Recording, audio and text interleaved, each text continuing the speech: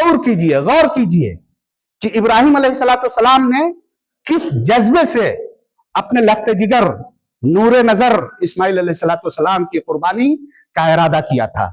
मुसलसल कई रोज तक ख्वाब देखा और फिर अपने बेटे से मशवरा किया, कहा कि देखो बेटा, मैं मुसलसल कई रोज से ये ख्वाब देख रहा हूं कि मैं तुम्हें ज़बह कर रहा हूं, अपने हाथों से ज़बह कर रहा हूं।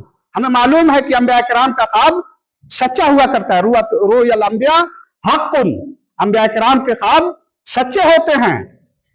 इस्माइल अलैहिस्सलाम से जिस वक्त इब्राहिम अलैहिस्सलाम ने ये बात कही और कहा कि फंजुर माज़ा तरा, देख लो, गौर कर लो और इस मसले में अपनी राय दो कि तुम्हारी राय क्या है, तुम इसके लिए आमादा हो या फिर कुछ और राय है तुम्हारी। इस्माइल अलैहिस्सलाम भी इब्राहिम अलैहिस्सलाम की जेर तरबियत परवान चढ़े थे। वो भी एक नबी के बेटे थे, इब्राहिम खलीलुल्लाह यानी खलीलुल्लाह के बेटे थे। अल्लाह रब्बुल इज्जत ने मकाम खिल्लत से सरफराज फरमाया था।